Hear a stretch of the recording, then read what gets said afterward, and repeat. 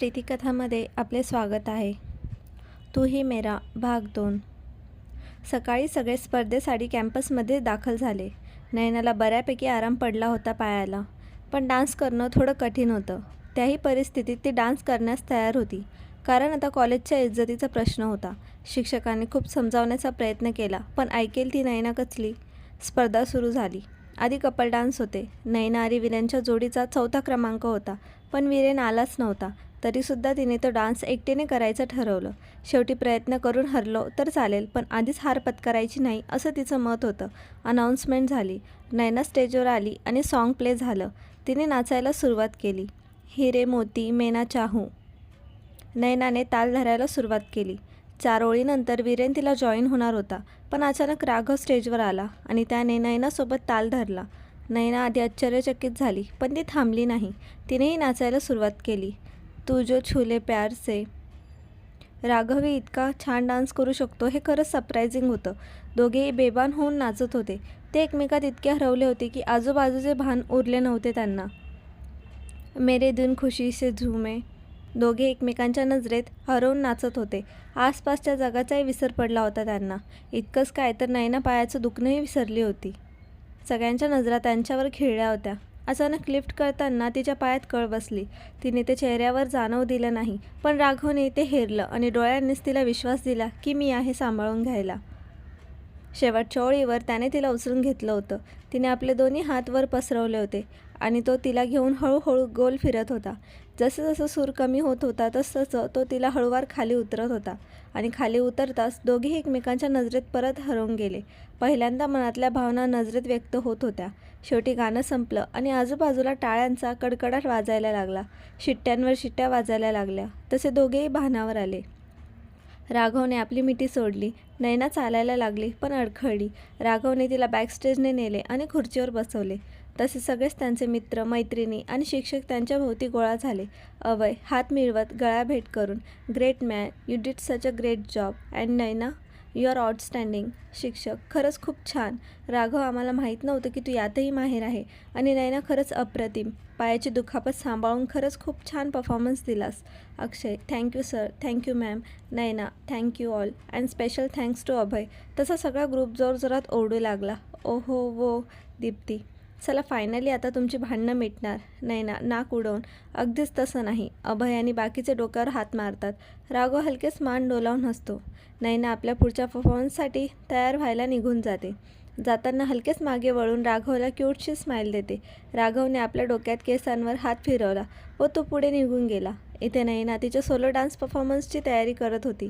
Costume change करून एका चेअरवर बसली आणि पायात घुंगरू बांधत होती. तेव्हा तिला जाणवलं की कोणीतरी तिला चोरून बघत आहे. पण तेव्हा नेमकी दीप्ती येते आणि ते घुंगरू पायात बांधायला मदत करते. निदान ही स्पर्धा तरी अटेंड नको करूस अशी विनवणी ते नयनाला करते, पण नयना तिचं अजिबात ऐकत नाही. इथे स्टेजवर तिच्या नावाची अनाउन्समेंट होते. तशी नयना पुढे जाते. स्टेजवर पोझिशन घेताच गाणं सुरू होतं. कोई जो मिला तो मुझे ऐसा लगता था. सर्वांना तर तिची काळजीच लागली होती आणि तिचा अभिमानही वाटत होता. सगळीकडे टाळ्यांचा कडकडाट होत होता. स्टेजवर पडदा पडला आणि नयनाला तिथेच कोसळून पडली. पाय बऱ्यापैकी सुजला होता. मुलींनी तिला चेअरवर बसवले आणि पाणी दिलं. दीप्ती, कमाल आहे तुझी. किती हट्टपणा करशील.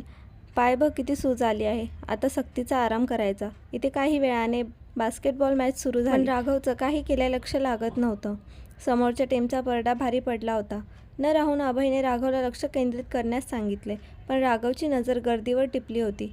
ब्रेकच्या दरम्यान, अभय, राघव, तुझी ती स्कार्फवाली इथे नाही भेटणार.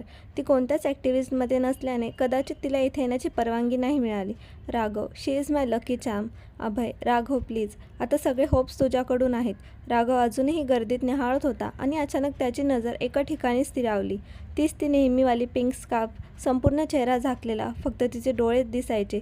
ती नेहमी राघवला चीअर करायला गर्दीत असायची, पण जेव्हा जेव्हा राघवने तिला भेटण्याचा प्रयत्न केला ती तोपर्यंत गायब व्हायची. त्या पिंक स्कार्फवालीला बघून राघवला आता नवीन स्फूर्ती आली आणि तो नव्या जोशाने खेळायला लागला. आणि फायनली राघवची टीम जिंकली. सर्वजण जल्लोष साजरा करत होते, पण राघवला आज त्या पिंक स्कार्फवालीला गाठायचे होते. तो तिच्या दिशेने स्टेडियमवर पळाला. राघवला आपल्या जवळ येताना पाहून ती तिथून पळ काढला. जाताना तिचा पाय अडखळला, पण ती तिथून निघून जाण्यास सफल झाली.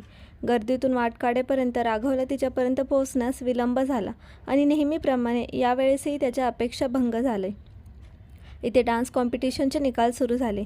सगळी टीम फिंगर क्रॉस करून उत्सुकतेने वाट पाहत होती आणि प्रथम पारितोषिक विजेता नयना राघवची जोडी ठरली. नयनाला स्टेजवर जाणं थोडं कठीण होतं, पण राघवने तिला आधार देत स्टेजवर नेले. चालताना त्याचं लक्ष तिच्या त्या सूज चढलेल्या पायावर गेलं. आता तिच्या पायावर बँडेज नव्हतं. त्याने एक नजर नयनावर टाकली. तिने खुणेनेच काय झाले ते विचारले, पण राघवने नकारार्थी मान डोलावली.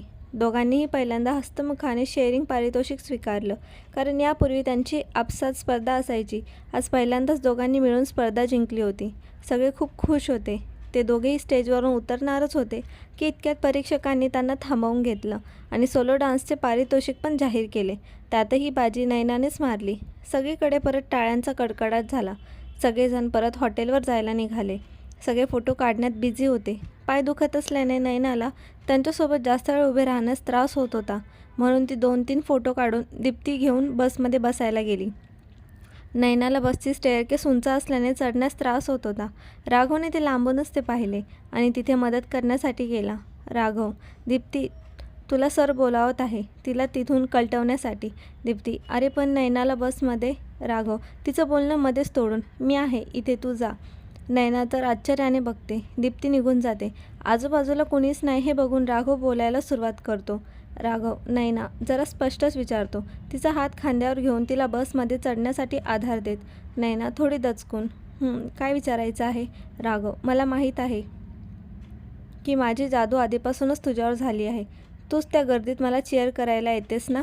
नयना चमकून तिथेच थांबते. काहीही काय, मी कशाला ते नसते उद्योग करू. परत नाक मुरडत. राघव, मग मला सांग, तुझ्या पायाचं बँडेज कुठे? नयना आपली जीभ चावत. अरे ते मी मगाशी काढून ठेवलं. आपली बाजू सावरत. राघव स्वतःच्या खिशातून बँडेज काढून, हे मला स्टेडियमवर मिळालं, जिथे तू पळताना अडखळलीस. आता मात्र नयनाने नजर चोरली. राघवने तिचं संधी साधून पटकन तिला उचलून बसमध्ये चढवले आणि तिला सीटवर बसवले. नयना चक्क लाजली होती आणि राघव तिला बघून मनात हसत होता. इतक्यात बाकीचे सगळे पण बसमध्ये येऊन बसले. राघव नयनाच्या बाजूच्या रांगेत 2 सीट पुढे बसला. सगळे बसमध्ये धमाल मस्ती करू लागले. गाण्यांच्या भेंड्या खेळू लागले. नयना मात्र गालातल्या गालात हसत होती. राघवही यात जाम खुश होता. बनके तितली दिल उडा उडा. आजचा भाग कसा वाटला कमेंटमध्ये नक्की सांगा आणि चॅनलवर नवीन असाल तर सबस्क्राईब करा. धन्यवाद.